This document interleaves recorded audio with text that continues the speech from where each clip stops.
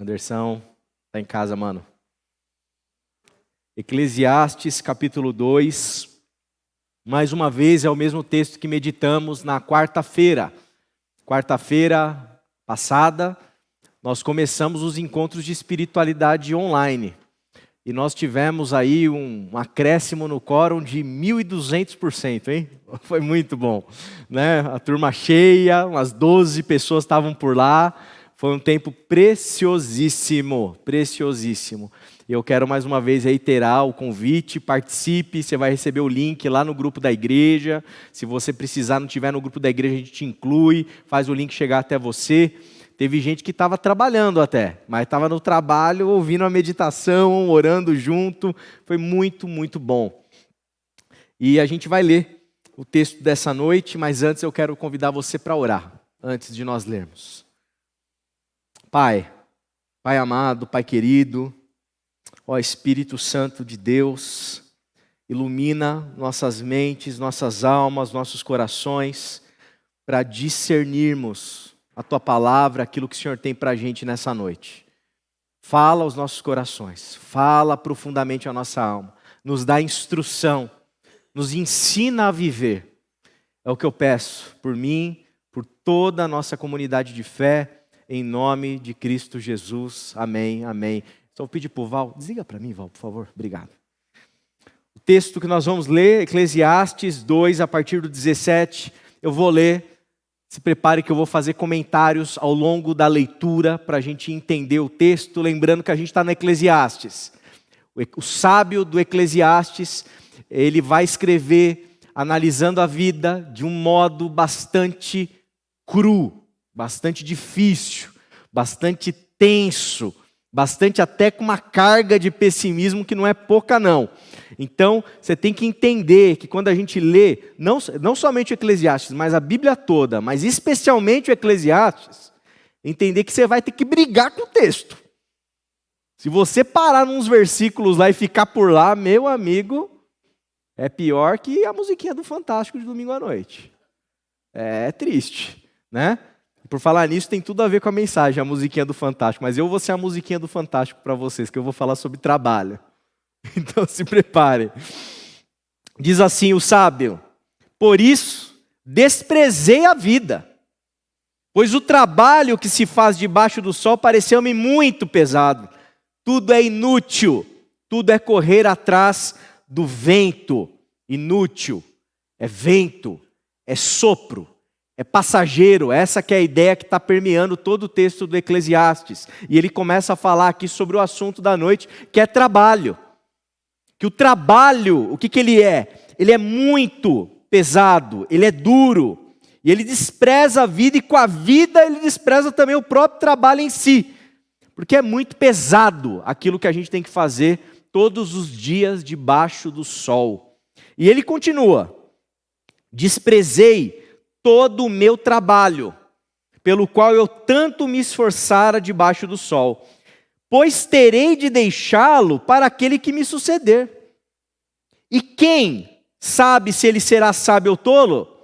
No entanto, terá domínio sobre tudo o que realizei com o meu trabalho e com a minha sabedoria debaixo do sol. Isso também é inútil, é vento, é sopro, é nada, ou vaidade de vaidade. É nada. Então o que ele está dizendo? Que o trabalho que ele tanto se esforçou, que ele se dedicou, que ele empenhou tempo, sabedoria, dedicação, deu fruto, deu resultado, gerou prosperidade. Só que ele sabe que vai morrer. Tem a ver com a mensagem do domingo passado. Ele sabe que vai morrer. Quem suceder ele vai pegar tudo aquilo que ele conquistou. Vai sobrar, vai cair de mão beijada, como se diz, né? No colo de outra pessoa. E essa pessoa pode ser sábia, pode ser dedicada, pode ser uma pessoa muito bacana como ele se acha. Aqui, né, o sábio que está escrevendo. Mas pode ser um tolo. E isso deixa ele absolutamente indignado. Pô, me esforcei tanto, me dediquei tanto para entregar para o outro o meu trabalho e o outro pode ser um tolo. Não tem sentido nenhum trabalhar. Trabalho não tem sentido. Isso aqui é inútil, ele diz. E ele continua, vai piorar. cheguei ao ponto de me desesperar por todo o trabalho no qual tanto me esforcei debaixo do sol. Pois um homem pode realizar o seu trabalho com sabedoria, conhecimento e habilidade, mas terá que deixar o resultado do seu trabalho como herança para alguém que não se esforçou por aquilo. Isso também é inútil e um grande infortúnio. Então ele demonstra aqui agora o desespero que ele está. Está desesperado.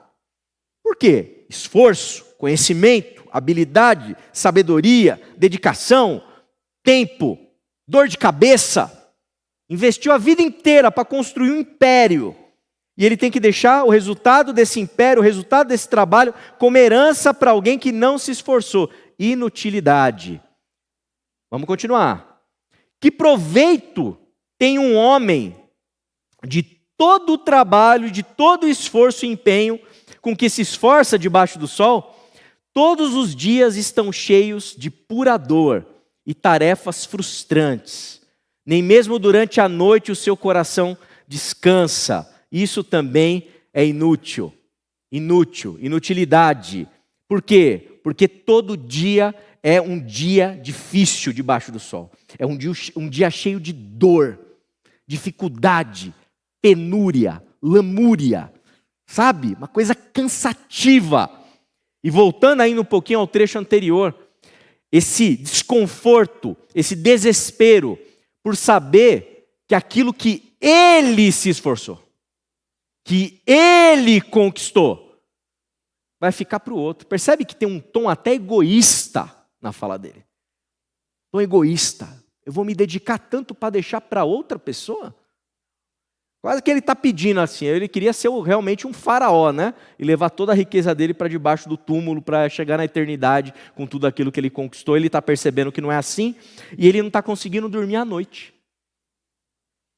Olha que coisa interessante. A gente acha que o fato da gente ser poderoso, da gente ter dinheiro, ter conquistas, ter impérios, né? Que isso vai trazer para a gente paz? Muitíssimo pelo contrário, principalmente nesse caso. Desespero. Durante a noite o coração não consegue descansar. Para quem vai ficar o que eu conquistei? Esse é o tom. E ele continua. Para o homem, não existe. Aqui ele começa a dar a pista de uma alternativa. A pista de uma alternativa. Para o homem, não existe nada melhor do que comer, beber e encontrar prazer no seu trabalho. E vi que isso também vem da mão de Deus. E vi também que isso vem da mão de Deus. Pois sem Ele, sem Deus, quem poderia comer e encontrar satisfação? Está vendo como o texto ele é escorregadio? Se você lê o primeiro trecho e não entende algumas chaves, você fica ali e acha que não tem utilidade nenhuma. Você vai voltar para casa e vai ficar na musiquinha do Fantástico, no repeat lá no Spotify, e vai ficar nela para sempre. Não vai querer acordar mais para segunda-feira nunca mais. Porque a Bíblia diz que não tem que trabalhar para quê? Eu, Will? Fazer nada. Nada. Mas aí ele dá a pista. Porque Deus ele é capaz de abençoar as pessoas para conseguirem discernir que existe um outro modo de encarar o trabalho, que é o quê? Saber comer, beber e encontrar prazer no seu trabalho. E isso é uma bênção de Deus, pois quem poderia fazer com que o homem, o ser humano, que tanto se esforça e se dedica, conseguisse encontrar satisfação nisso? Deus. Ao homem que lhe agrada, Deus dá sabedoria, conhecimento e felicidade. Então tem uma pista, tem um caminho aberto aí, que a gente precisa perceber. E ele continua no final. Quanto ao pecador, que parece que ele está falando dele mesmo, do que ele falava no começo. Quanto ao pecador, Deus lhe dá a tarefa de ajuntar, armazenar riquezas. Eu colocaria uma outra palavra aqui, acumular riquezas. Acumular riquezas para entregá-la a quem é do seu agrado. Isso também é inútil. É correr atrás do vento. É correr atrás do vento. Nós precisamos ressignificar a maneira como nós pensamos o trabalho. Ressignificar. Eu acho que é oportuno a gente falar sobre isso nessa noite, diante de um momento histórico no Brasil, que talvez nós estejamos diante de uma mudança legislativa das mais contundentes das últimas décadas ou séculos, que é a tal da discussão da escala 6x1. Não vou entrar nem no mérito da discussão legislativa, mas é uma discussão fundamental que está acontecendo nesse instante no nosso país. A proibição da escala 6x1, ou seja, proibido. A ideia é que mude a legislação para que seja proibido trabalhar 6 dias e descansar só 1. Seja proibido. E pensando sobre esse assunto, eu me lembrei da organização que eu trabalhei mais de 14 anos. Existia uma placa, um dos principais prédios lá da infraestrutura, que dizia o seguinte: só o trabalho pode produzir riquezas. Só o trabalho pode produzir riquezas. Nossa, acho que foram anos e mais anos, todos os dias, passando por ali, olhando para a frase, só o trabalho pode produzir riquezas. Será? Será que toda a riqueza que a gente tem para ser alcançada, para ser vivida, para ser desfrutada na vida, só o trabalho pode produzir riquezas? É óbvio, né, gente? Fazer um parênteses aqui inicial. É óbvio que eu não estou advogando aqui para você parar de trabalhar, que trabalhar não é bom, nada disso, viu? Trate de trabalhar. Como diz o apóstolo Paulo, não quer trabalhar que não coma também. Então, temos, sem dúvida nenhuma, que trabalhar. Todo mundo aqui tem boleto para pagar, tá certo? A gente não vai fazer como a igreja lá de Tessalonicenses, né, que o pessoal achava que Jesus ia voltar, como o Val falou um pouquinho, né? Mas estava tão empolgado o pessoal que Jesus ia voltar, que o pessoal começou a largar os trabalhos. Começou todo mundo ficar de boa porque Jesus está voltando, então não vou mais trabalhar, vou me preparar para ir embora com ele, né? Nada disso, nada disso. Nós temos que trabalhar, e queria acrescentar algo nesse parênteses também. É legítimo você querer melhorar de vida. É legítimo você querer dar mais conforto para sua família. É legítimo você se esforçar para dar melhor conforto para os seus filhos. Tudo isso não tem nada de errado em relação a essas coisas. Bom, dito isso, fechado parênteses, essa frase, só o trabalho pode produzir riqueza, a gente tem que questionar isso daqui. Será que não está tendo aqui uma idealização do trabalho ou uma ideologização do sentido do que significa trabalho para todos nós aqui? Será que não está tendo aqui uma divinização do trabalho dentro do ambiente social que a gente vive? Em que tudo se resume ao trabalho e à riqueza que a gente obtém com o trabalho que a gente faz? Eu colocaria até mais uma questão que eu não vou adentrar aqui, mas é uma pergunta fundamental. A quem interessa? A quem interessa essa divinização do trabalho? Porque tem gente, como a gente brincava há pouco, né? Tem gente que defende escala 7x0. Se dependesse de algum, é 7x0. Trabalha 7 dias por semana, não descansa nada. O trabalho, irmãos e irmãs, a gente tem que entender algo.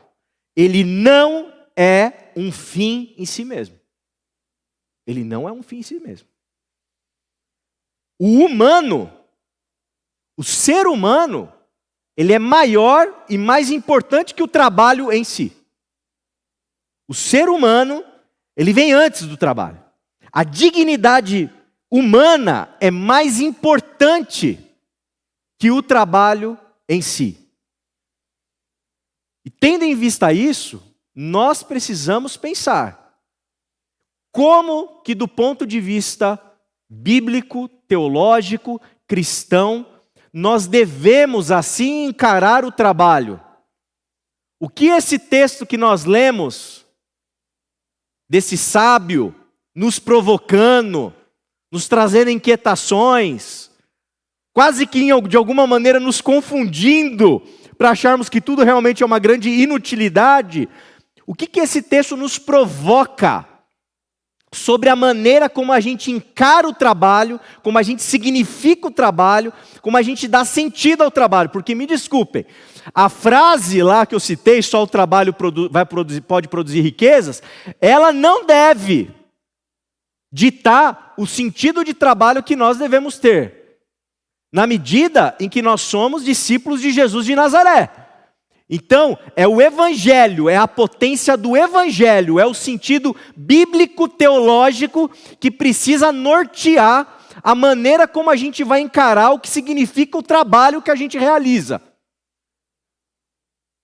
A maneira como a gente vai discernir e entender o significado dessa atividade, disso que é tão fundamental e importante na nossa vida. Só que para muitos, na hora que toca a musiquinha do Fantástico, misericórdia, começou tudo de novo. Começou tudo de novo. Como, de qual forma a gente deve encarar o trabalho? Em primeiro lugar, nós precisamos valorizar o nosso trabalho. Nós precisamos valorizar o nosso trabalho. Você precisa valorizar o trabalho que você realiza. Obviamente, nem todos, ou talvez a maioria de nós, farão de suas vidas, em relação às suas vidas profissionais, o seu trabalho, aquilo que nós amamos. Amém? Infelizmente. Infelizmente, é um dado da realidade. Nem todo mundo vai fazer aquilo que ama. O Bruno é maravilhoso tocando violino, talvez ele até gostaria de viver do violino. Mas, infelizmente, ele não vive do violino, certo, Bruno? É assim a vida. Tem gente que está na TI e não estava lá com 6 anos de idade. O que você quer ser quando crescer? Quero ser TI, pai. Ninguém fala isso. Quero ser astronauta, certo? Eu quero ser professor, até outras coisas mais normais, assim a gente fala, né? Agora, quero ser TI com 6 anos, eu não sei como está a geração, e talvez eu estou desatualizado, mas eu acho improvável. Improvável. Nem todo mundo vai fazer aquilo que ama. Infelizmente. Infelizmente. Mas eu penso que isso não é motivo para desespero. Porque mesmo quando a gente não faz aquilo que a gente ama,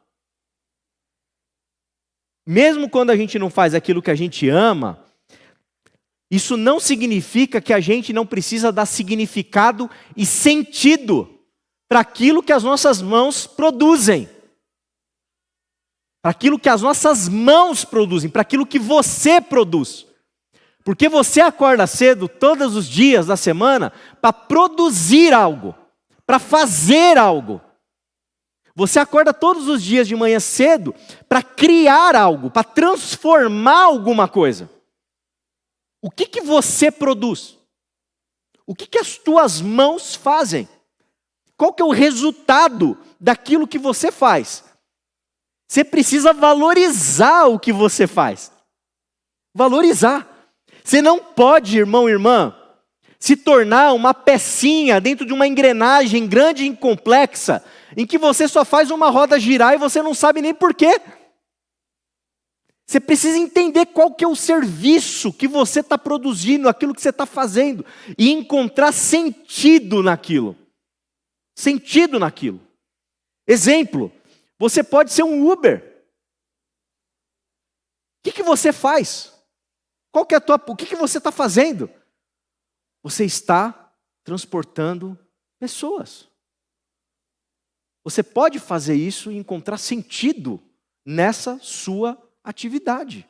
Quando você é um advogado e está advogando uma causa, o que você está fazendo?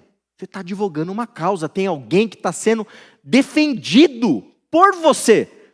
Você tem que entender o que você está fazendo. Quando você está programando um software, você tem que entender, eu estou programando, eu estou exercendo aqui a minha capacidade lógica, a minha criatividade, eu estou tentando otimizar o código, eu estou tentando fazer alguma coisa diferente. Você tem que saber o que você está fazendo, por que você está fazendo aquilo. Você tem que saber valorizar aquilo que você está fazendo com as tuas mãos, com a tua energia. Você não pode deixar que relativizem aquilo que as tuas mãos produzem. Você não pode deixar que diminuam aquilo que você está fazendo. Você não pode deixar que as pessoas elas falem assim, esse serviço aí não vale nada. Não, é o teu serviço, é o teu trabalho, é a tua dedicação, é o teu suor, é o teu empenho. Valorize o teu trabalho. Valorize o teu trabalho. Trabalhar só pelo dinheiro, trabalhar só para pagar boleto, trabalhar somente entendendo que no final do mês você vai ganhar o seu salário, é relativizar o que a gente tem como potência enquanto seres humanos para produzir. Não é só pela grana, é o teu empenho que está ali. Valorize o teu trabalho, se valorize enquanto profissional. Sabe? Valorize o teu esforço, a tua criatividade. Não deixe que ninguém diminua o teu esforço, o teu empenho, a tua dedicação, a tua criatividade, a tua potência. Amém? Saia daqui entendendo isso. Chega no teu trabalho amanhã, sabe? Seja lá que trabalho for. Chega de cabeça erguida, é o meu trabalho. Eu vou me dedicar para fazer alguma coisa. Eu não vou deixar e não vou permitir que a sociedade faça com que eu desapareça dentro de um processo, dentro de uma instituição. Eu sou alguém. Eu sou um ser humano feito à imagem e semelhança de Deus. E seja lá o que eu estiver fazendo, eu quero fazer com sentido, com significado, sabendo exatamente o que eu estou fazendo, sabendo aquilo que eu topo fazer e aquilo que eu também não topo fazer. Porque você tem que valorizar o esforço das suas mãos. Segundo lugar, não trabalhe visando acúmulo. Não trabalhe visando a obtenção de coisas. Não trabalhe visando a possibilidade de ter o poder de consumir mais. Difícil, né? Na nossa sociedade, né? Cheia de propaganda, cheia de outdoor, cheia de desejos, cheia de vontades. Novamente, eu não estou dizendo que é ilegítimo você ter vontade de comprar coisas, de conquistar coisas, de querer coisas melhores para ti e para sua família. O que eu estou dizendo, tentando me fazer entender aqui, é que a luz da sabedoria bíblico-teológica, é muito pouco, é muito medíocre você passar a sua vida se dedicando, trabalhando, visando acumular para você, e somente para você, e talvez para os seus. Talvez para os seus. A lógica, irmão e irmã, do acúmulo não tem limite. Não tem limite. A lógica do desejo por consumir, e principalmente por acumular, não tem limite. E certamente vai te levar para um caminho. Difícil você não cair nesse caminho se você tiver com essa lógica. Vai te levar para um caminho em que você vai começar a coisificar a vida. Coisificar a vida. Porque tudo que você vier a fazer na existência vai estar voltado para o seu desejo de acumular, de conseguir, de consumir, de ter. Talvez os cafezinhos que você toma com alguém, com outra pessoa, talvez esses cafezinhos eles só vão acontecer na medida em que aquele cafezinho possa ser um networking que vai te abrir uma porta para você ter mais um pouquinho. Porque a sua vida, ela vai começar a ser operada, a ser trabalhada, a tua agenda vai passar a ser organizada na medida em que os teus compromissos com aquelas pessoas, coisas, possam produzir riqueza para você poder colocar mais uma moedinha no cofrinho do tio Patinhas. Isso vai fazer com que você, sem dúvida nenhuma, confunda felicidade com as coisas que a gente conquista, obtém, acumula, etc. e tal. E aí, pior, isso vai fazer com que a felicidade tenha um sentido inalcançável. Por quê? Porque consumir e acumular é algo que não tem limite. E se a tua felicidade está lá na frente, naquilo que você quer, você nunca vai alcançar a felicidade. Porque na hora que você conseguir o que você quer, vai ter o que você quer versão 2. Vai ter o que você quer, versão ampliada. Vai ter o que você quer, mas agora tem uma novidade diferente. E não acaba nunca. Nunca, nunca, nunca, nunca. E a gente vai indo, vai atrás, e nunca chega lá. É tipo aquele negócio, né, do pote de ouro, de tesouro no fim do arco-íris, né? Ninguém nunca encontrou.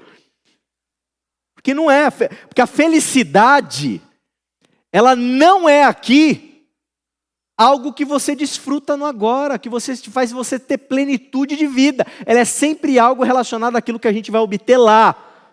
E o pior de tudo, isso vai nos desumanizando, nós vamos, enquanto indivíduos, enquanto seres humanos, desaparecendo nesse processo. Irmão e irmã, me escuta, em nome de Jesus, em nome de Jesus. Não brinque com mamon. Mamon, o dinheiro, o amor ao dinheiro, é uma potestade. É uma potestade. Você pode estar pensando assim, puxa pastor, mas isso é coisa para gente muito rica. Não é. Não é. A gente pode não ser rico. A gente pode ser classe média pobre, baixa ou pobre mesmo. Esse espírito, essa lógica dessa potestade, ela pode tomar conta da nossa alma, tomar conta do nosso coração e nos consumir. Nos consumir. Você quer uma canequinha, daqui a pouco você quer uma garrafinha, daqui a pouco você quer um quartinho, daqui a pouco você quer uma casinha, daqui a pouco você quer uma casona, daqui a pouco você quer 2 casonas, daqui a pouco você quer uma casa na praia, daqui a pouco você quer isso. Não para! Daqui a pouco você quer um avião, daqui a pouco você quer um helicóptero, não tem limite. E Mamon, ele vai exigir de você, para você conquistar tudo o que você quer, ou tudo que a potestade está te induzindo a querer, ele vai te exigir sacrifício. Sacrifício. Sacrificar suas emoções, sacrificar sua saúde, sacrificar a sua relação com seus familiares, sacrificar tudo. Porque potestade, diferente do nosso Senhor Jesus, do Deus revelado em Cristo, que é um Deus gracioso, um Deus amoroso, um Deus bondoso, um Deus que nos ama gratuitamente. A potestade Mamon não, ele não te ama gratuitamente. Ele quer sangue. Você tem que derramar sangue no altar de Mamon para ele te abençoar. Você tem que dar algo para ele te entregar algo de volta. Ele não é graça, não é misericórdia, não é amor. Ele é troca, é negociação. Eu te dou. Mas você me dá também. O quê? Me dá os anos com seus filhos. Eu te dou, mas você quer o que agora? Eu quero o teu casamento. Eu te dou. Você quer o quê? Você quer mais poder? Você quer mais dinheiro? Você quer mais acúmulo? Quer uma conta ainda mais cheia? Não está satisfeito com o seu primeiro milhão? Você quer o segundo, o terceiro? Eu quero.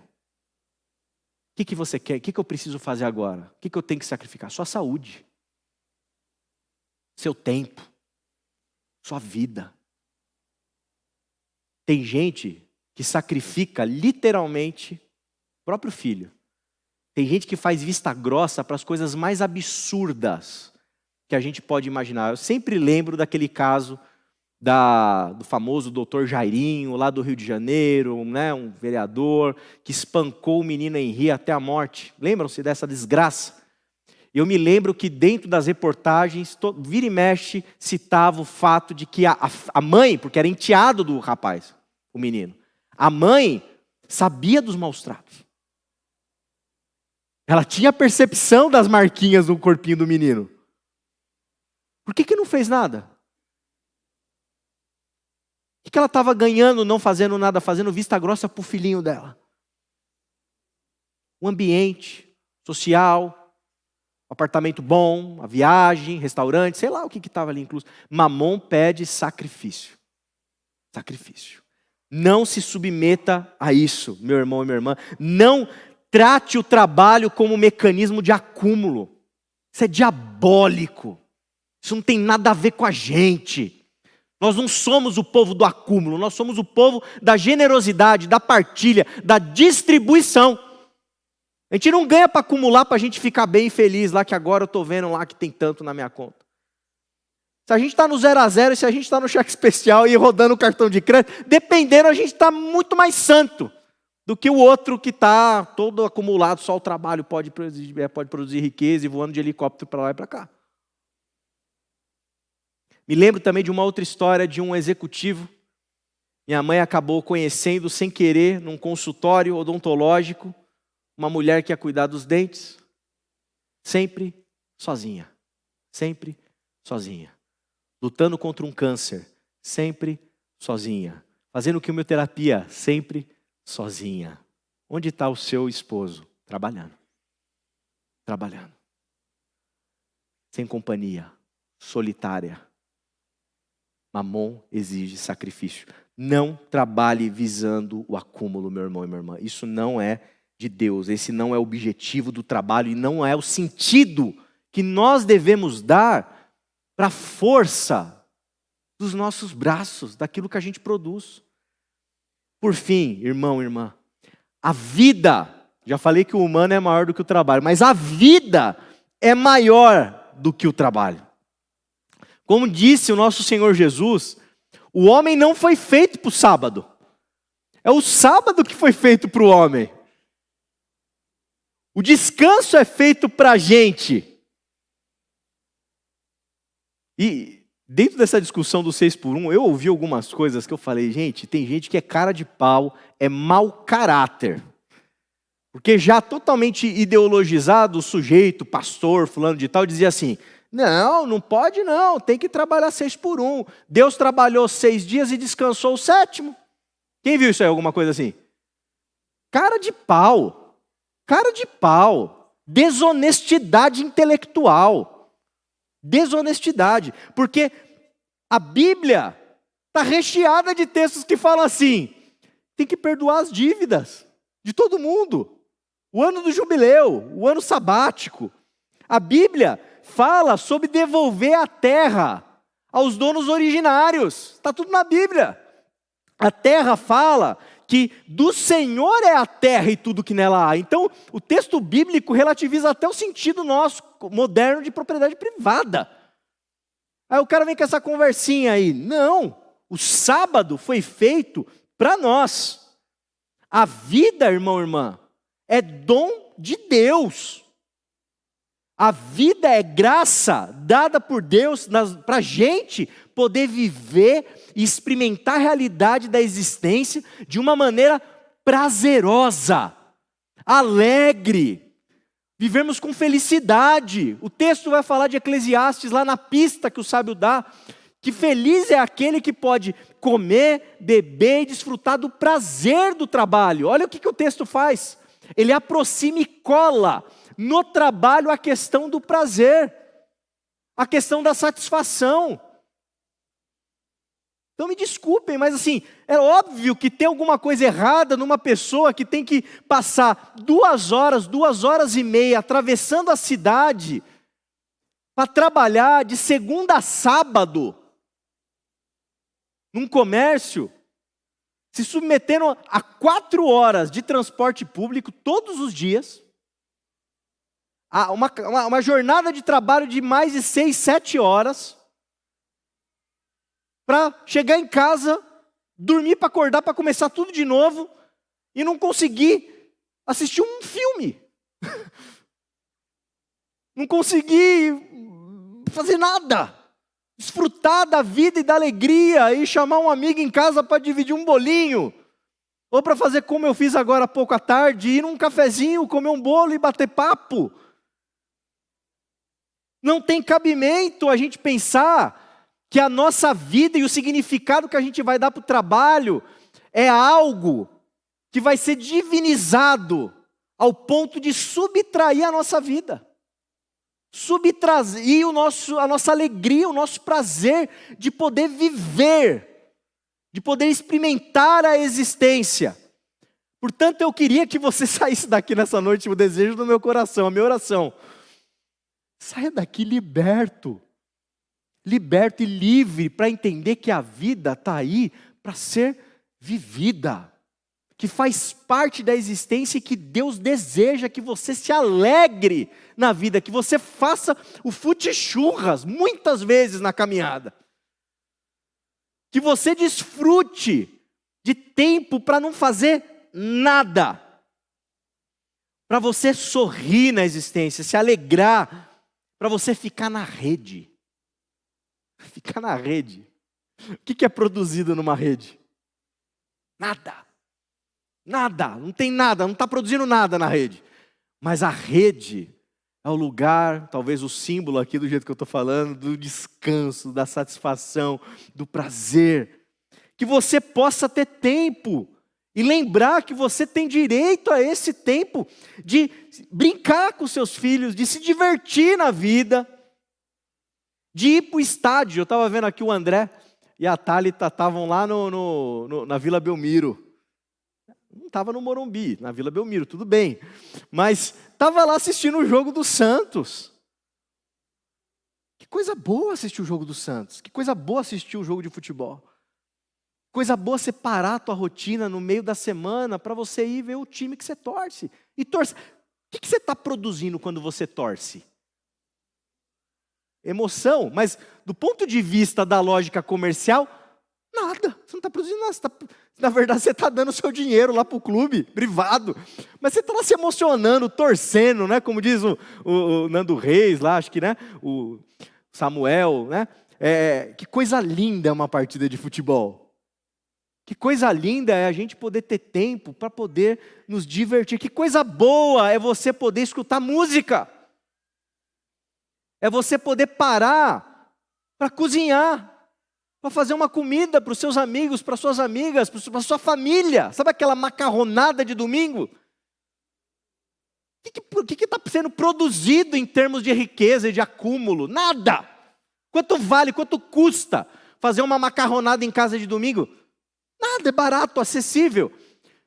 Mas você tem que ter esse tempo, você tem que ter essa satisfação, você tem que ter esse prazer de poder aproveitar a vida. Nas últimas semanas, nós, como comunidade, a gente está festejando muitos casamentos, né? E muitas celebrações. Tivemos celebração de 90 anos da nossa querida irmã Odete, né? Teve festa. Semana passada, retrasada, teve o casamento da Bia e do Lucas. Festa. Dança, né? Salsa. Foi um negócio misterioso. Ontem tivemos o casamento do Luan. Festa, Luan e da Jade. Festa, celebração. O que é produzido numa festa? O que a gente produz? Não produz nada, a gente só curte. A gente só dança, a gente bate papo, a gente se diverte, a gente sorri, a gente dá risada. Gente, Deus deseja isso pra gente. Deus deseja isso pra você. Na hora que você não estiver fazendo nada, lembre-se que você está fazendo tudo. Na hora que você estiver descansando, lembre-se que você está produzindo a maior riqueza que você pode produzir. Na hora que você estiver brincando com o seu filhinho pequeno, lembre-se que você está colhendo tesouros preciosos.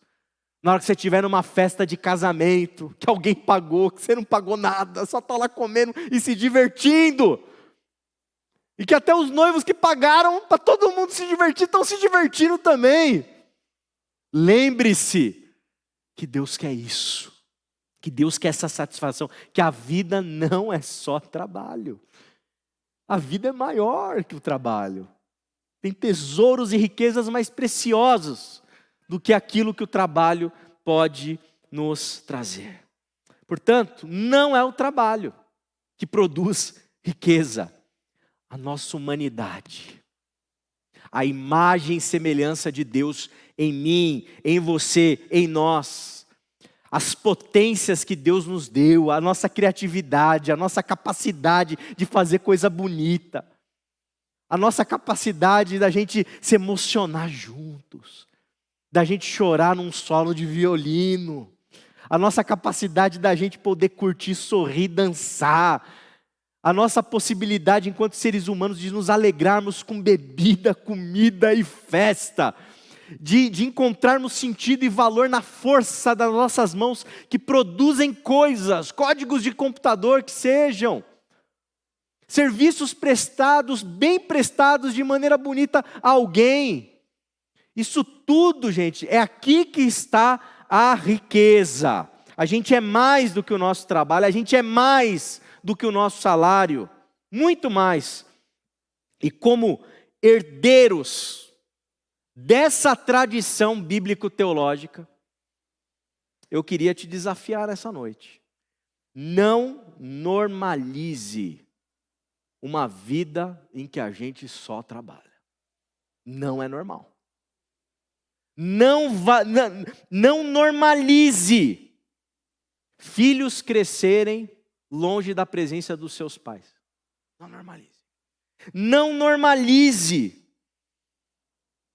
a gente entregar sacrifícios constantemente a Mamon em nome de sonhos que colocaram na nossa cabeça e que sequer às vezes nós mesmos sonhamos. Nós precisamos, como povo de Deus, feito à imagem e semelhança de Deus, buscarmos viver pessoalmente com qualidade na nossa vida, com equilíbrio na nossa vida. E é dever nosso lutarmos para que ninguém precise ficar 4, 5 horas no meio do transporte público, de segunda a sábado, para trabalhar incansavelmente, para chegar em casa todo dia e morrer na cama, ressuscitar no outro dia para voltar para fazer de tudo de novo, como se fosse uma pecinha numa engrenagem, não sabe nem mais por que está fazendo.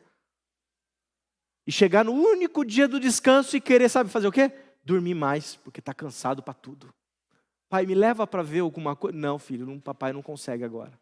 Pai, me leva para o cinema. Papai não consegue, às vezes não tem nem o dinheirinho. Trabalhou tanto, não consegue nem o dinheirinho para levar o filho no cinema. Papai, vamos brincar? Não, papai não tem tempo para brincar agora, filho. Papai vai descansar. Mamãe, o papai não pode brincar, o papai está cansado, filho. Essa é a realidade de muitos brasileiros e brasileiras. 1 ano, 5 anos, 10 anos, 20 anos, 40 anos.